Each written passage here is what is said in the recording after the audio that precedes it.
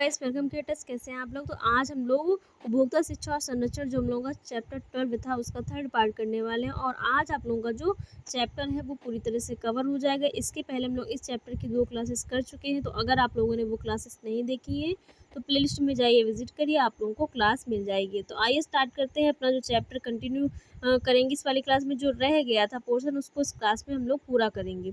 उपभोक्ता शिक्षा और संरक्षण में गैर सरकारी संगठन और स्वैच्छिक उपभोक्ता संगठन की जो भूमिका है उसको हम लोग समझेंगे। गैर सरकारी संगठन नॉन गवर्नमेंट ऑर्गेनाइजेशन एनजीओ, जिसको शॉर्ट में एनजीओ भी बोला जाता है, वह स्वैच्छिक उपभोक्ता संगठन जो वॉलंटरी कंज्यूमर ऑर्गेनाइजेशन है, अपने गैर पक्षपातपूर्ण हितों के कारण उपभोक्ता शिक्षा और संरक्षण में महत्वपूर्ण भूमिका निभाते हैं। वे अपनी पत्रिकाओं, पुस्तिकाओं, समाचार पत्रों, दृश्य श्रव्य सामग्री और शोध रिपोर्टों के माध्यम से भी जानकारी का प्रसार करते हैं।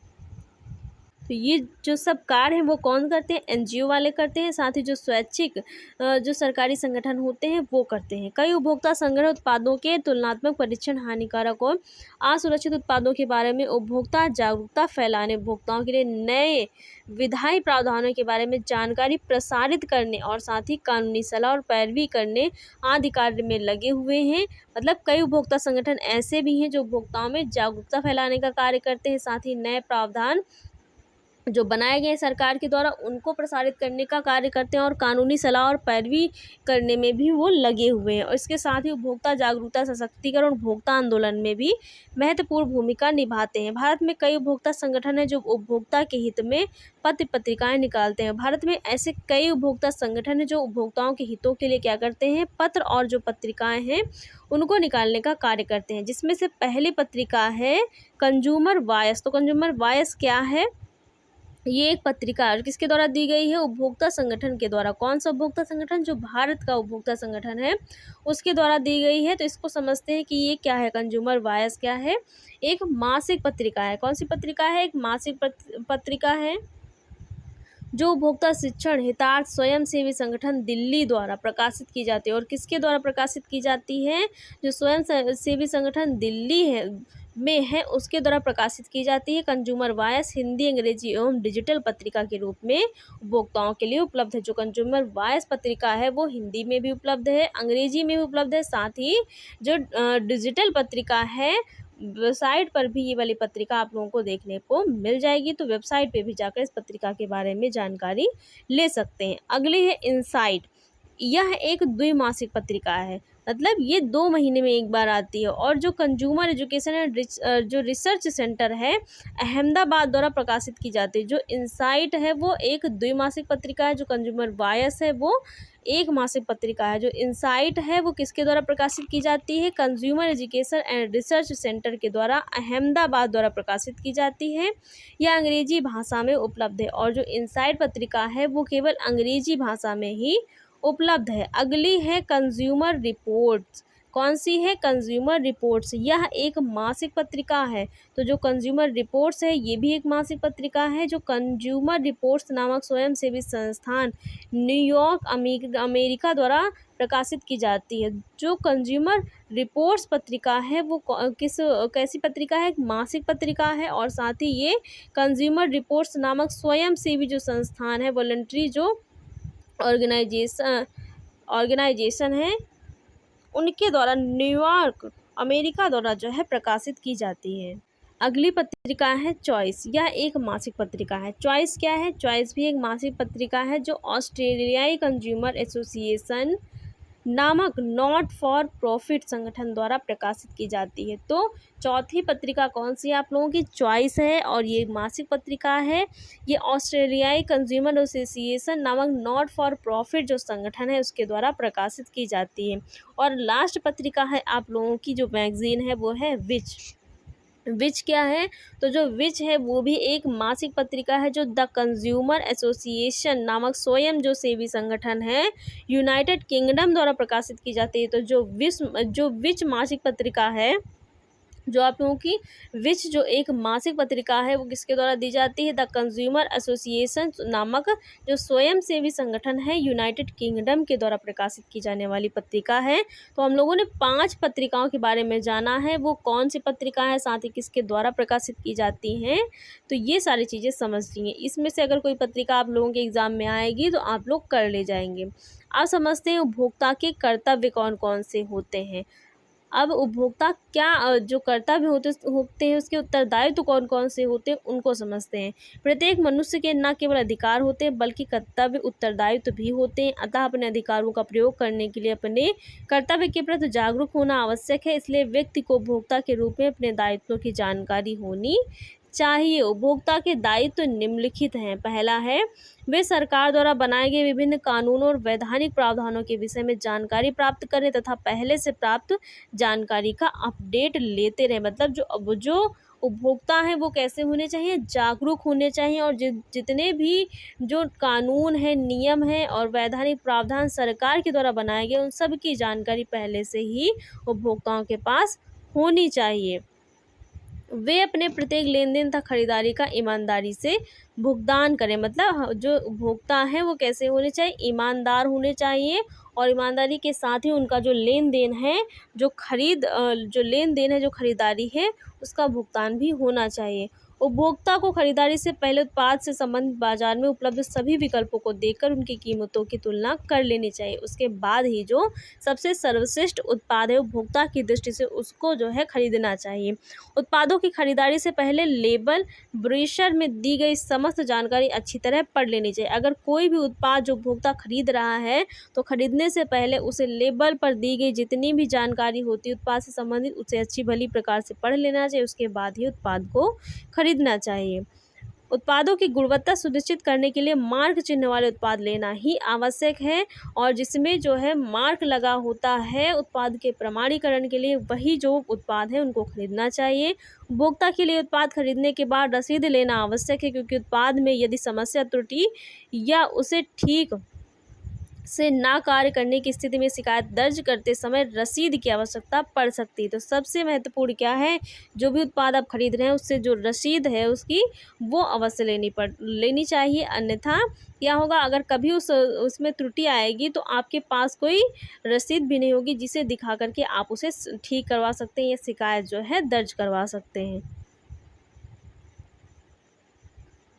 अगला है बीमा, क्रेडिट कार्ड, बैंक जमा आदि सेवाओं को खरीदते समय उनसे संबंधित सभी जानकारी और शर्तों को अच्छी तरह जान लेना आवश्यक है तथा जो बातें स्पष्ट रूप से ना लिखी गई हों उनके बारे में स्पष्टीकरण करना आवश्यक है। विभिन्न राष्ट्रीय और अंतर्राष्ट्रीय उपभोक्ता संगठनों की गतिविधियों, क्रियाकलापों और कार्यों के बारे में जानकारी बढ़ाना और ऐसे संगठनों का सदस्य बनने के लाभों को समझना चाहिए। तो ये सारे जो उत्तरदायित्व वो किसके हैं? उपभोक्ता के हैं। और उपभोक्ता कैसा होना चाहिए?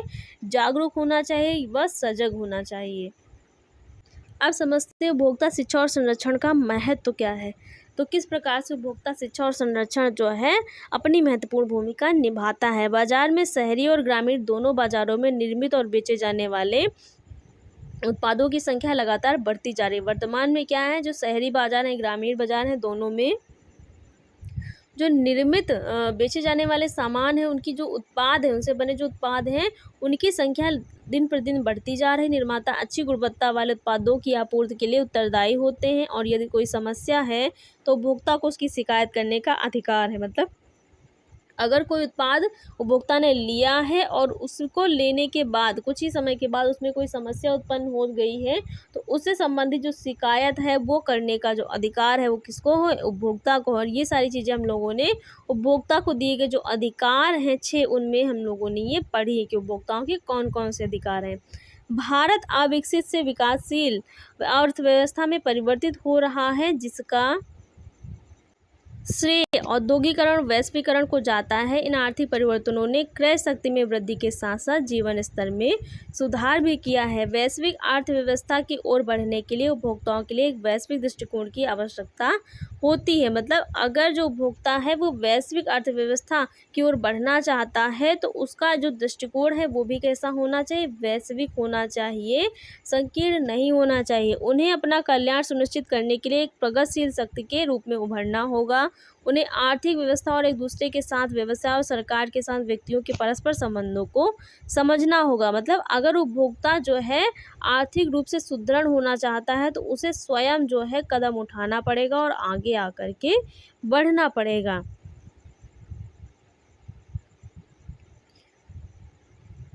उपभोक्ता के लिए सावधान, सतर्क और अच्छी तरह से सूचित होना आवश्यक है। इस प्रकार उपभोक्ता शिक्षा और संरक्षण महत्वपूर्ण हो गया है। तो उपभोक्ता कैसा होना चाहिए? सावधान होना चाहिए, सतर्क होना चाहिए, अच्छी तरह से सूचित होना चाहिए। जो भी मार्केट में नए नए प्रोडक्ट आ रहे हैं, उपभोक्ताओं के लिए नए नए नियम और प्रावधान सरकार के द्वारा बनाए जा रहे हैं, उन सबकी जानकारी उपभोक्ता को होनी चाहिए।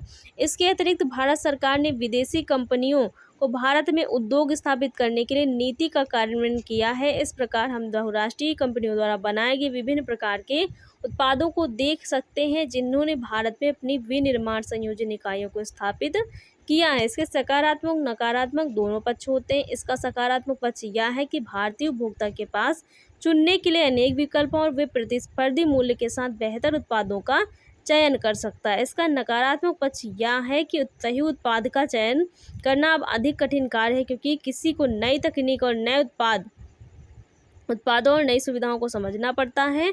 उपभोक्ता को कीमत और गुणवत्ता की तुलना करनी पड़ती है, विशेष रूप से जब उपभोक्ताओं को बेईमान विक्रेताओं, भ्रामक विज्ञापन और शोषण जैसी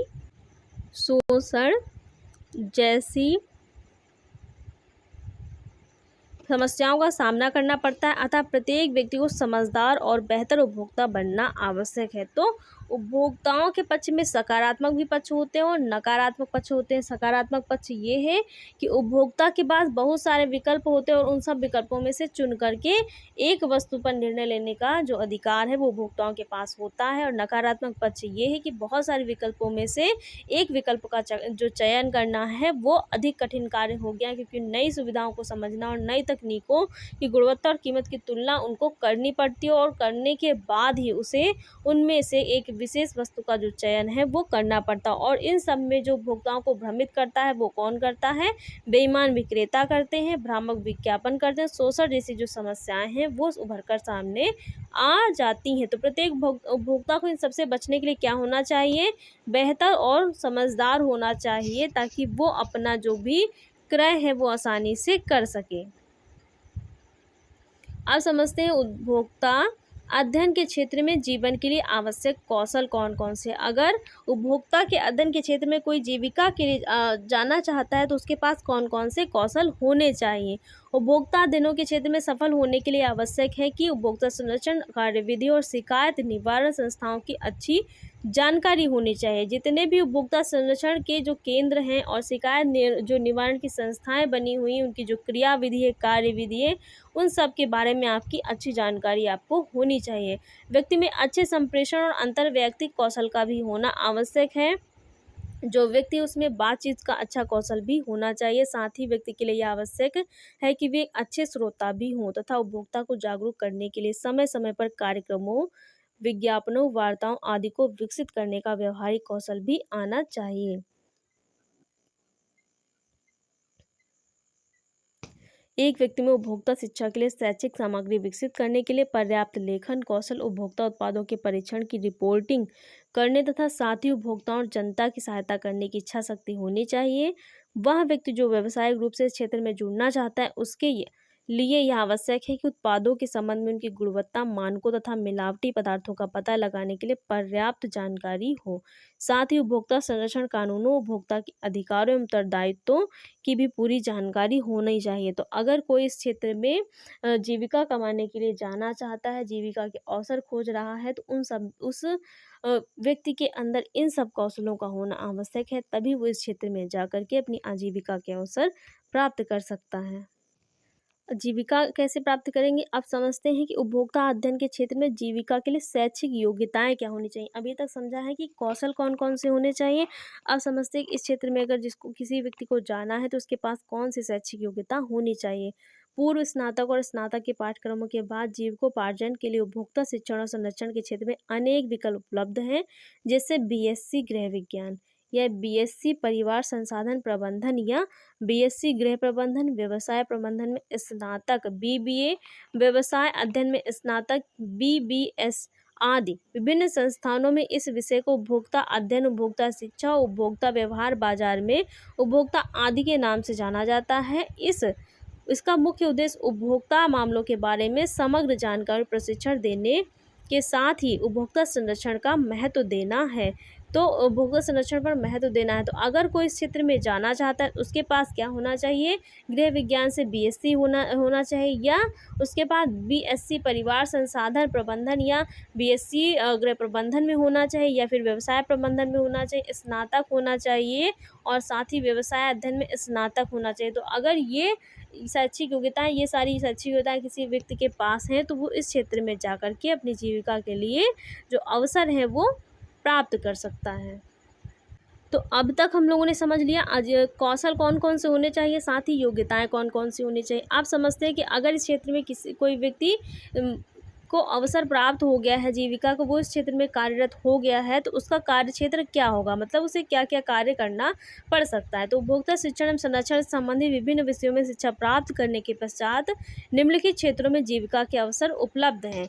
पहला है उपभोक्ता मामलों से संबंधित विभिन्न सरकारी मंत्रालय एवं संगठनों जैसे भारतीय मानक ब्यूरो, विपणन और निरीक्षण निदेशालय आदि में विभिन्न निर्णय लेने वाले प्रबंधकीय पदों एवं तकनीकी पद हैं उन पर कार्य कर सकते हैं। तो अगर इस क्षेत्र में आप जाना चाहते हैं तो वहाँ पर जो पद हैं उन पदों में कौन कौन से पद आपके लिए जो है आप जिन पदों पर कार्य कर सकते हैं वो पद कौन से हैं। भारतीय मानक ब्यूरो में जा सकते हैं, आप विपणन निरीक्षण निदेशालय में जा सकते हैं, निर्णय लेने वाले प्रबंधकीय पदों और तकनीकी पदों पर कार्य कर सकते हैं। उत्पाद परीक्षण, उपभोक्ता को जागरूक करने, उपभोक्ता शिक्षण एवं सशक्तिकरण तथा इससे संबंधित पत्रिका के प्रकाशन आदि के लिए स्वैच्छिक संगठनों में भी कार्य कर सकते हैं। कारपोरेट व्यापारिक संस्थानों के उपभोक्ता से संबंधित विभाग में कार्य कर सकते हैं जो ग्राहक डाटाबेस तैयार करते हों और उसके साथ व्यक्तिगत आधार पर संपर्क रखते हों। अगला है मार्केट अनुसंधान संगठन में उपभोक्ता व्यवहार, नए उत्पादों की उपभोक्ता स्वीकार्यता, उपभोक्ताओं की राय एवं सुझाव देने से संबंधित क्षेत्रों में कार्य कर सकते हैं। तो ये सब कार्य क्षेत्र हैं। इन सब क्षेत्रों में अगर आपके पास शैक्षिक योग्यता है और कौशल है तो आप इन सब कार्य क्षेत्रों में जा करके वहाँ पर अपना जो योगदान है वह दे सकते हैं और वहाँ पर जो कार्यरत हो सकते हैं। एक उद्यमी के रूप में अपना उपभोक्ता संगठन शुरू कर सकते हैं। अगर आपके पास शैक्षिक योग्यताएं हैं, कौशल है और आपके पास अनुभव भी है तो आप क्या कर सकते हैं, एक स्वयं अपना जो उद्योग है उसको खोल सकते हैं और जो उपभोक्ता संगठन है उसको शुरू कर सकते हैं। उपभोक्ता शिकायतों के निवारण तथा उपभोक्ता परामर्श सेवा प्रदान करने के लिए एक राष्ट्रीय उपभोक्ता हेल्पलाइन में कार्य भी कर सकते हैं। वहाँ पर जा कर के आप जॉब कर सकते हैं। साथ ही श्रव्य विदुषी प्रचार विभाग में उपभोक्ता की जागरूकता, शिक्षण आदि कार्यक्रमों में योजना बनाने का कार्य आप कर सकते हैं। विद्यालयों और महाविद्यालयों द्वारा चलाए जाने वाले कार्यक्रम में परामर्शदाता के रूप में कार्य कर सकते हैं। इसके साथ ही उपभोक्ता न्यायालयों तथा अन्य शिकायत निवारक मंचों पर शिकायत निवारण के मार्गदर्शन के लिए स्वतंत्र परामर्शदाता के रूप में कार्य कर सकते हैं। उपभोक्ता परीक्षण प्रयोगशाला में उत्पादों के तुलनात्मक मूल्यांकन के लिए एक विशेषज्ञ के रूप में भी कार्य कर सकते हैं। तो बहुत सारे जीविका के अवसर हैं इस क्षेत्र में। मतलब अगर आपके पास इस क्षेत्र में की शैक्षिक योग्यताएं हैं और कौशल हैं तो एक नहीं बहुत सारे पद आपके लिए खाली हैं जहां पर जा कर के आप कार्यरत हो सकते हैं और अपने लिए आजीविका कमा सकते हैं। तो ये सारे जो क्षेत्र हैं उन क्षेत्रों में जा कर के कहीं पर भी आप कार्यरत हो सकते हैं अगर आपके पास योग्यता और कौशल है। जिस व्यक्ति की जीवन शैली अच्छी हो वह व्यक्ति उपभोक्ता मामलों से संबंधित पत्रकारिता का भी कार्य कर सकता है। अगर आपकी जीवन शैली अच्छी है तो आप एक पत्रकार भी बन सकते हैं इस क्षेत्र में। कानूनी प्रशिक्षण लेकर उपभोक्ता सक्रियवादी बनकर न्यायालय में मामले की पैरवी भी कर सकते हैं। मतलब आप एक जो है वकील एक हिसाब से भी बन सकते हैं इस क्षेत्र में जो न्यायालय में क्या करेगा, पैरवी करने का कार्य करता है। इसके अतिरिक्त उपभोक्ता के अधिकार एवं संरक्षण के मामले में रुचि रखने वाले व्यक्ति वित्तीय प्रबंधन के क्षेत्र में जूनियर के रूप में कार्य कर सकते हैं। कुछ दिनों के प्रशिक्षण अनुभव के बाद व्यक्ति बीमा शेयर और वित्तीय जो फोलियो होता है प्रबंधन से संबंधित क्षेत्र में अपना करियर बना सकते हैं। तो ये सारे क्षेत्र हैं जिन क्षेत्रों में जाकर के आप कार्यरत हो सकते हैं और अपनी आजीविका के लिए जो अवसर हैं उनको तलाश करके वहाँ पर कार्य कर सकते हैं। तो बहुत सारे क्षेत्र हैं इस क्षेत्र में जहाँ पर आप जा कर के कार्य कर सकते हैं। तो अगर आपने इस क्षेत्र की जो योग्यताएं हैं वो प्राप्त की, इस क्षेत्र में पढ़ाई करी है, तो इन सब जो पद हैं उन पदों को ग्रहण करके आप वहाँ पर बहुत आसानी से जो है अपना कौशल और अपना जो योगदान है उसको वहाँ पर दे सकते हैं और वहाँ पर जो है कार्यरत रह करके अपनी योग्यता को और ज़्यादा मतलब अपने अनुभव को और ज़्यादा वहाँ पर बढ़ा सकते हैं। तो ये जो आपका चैप्टर है पूरा कंप्लीट हो गया है आज।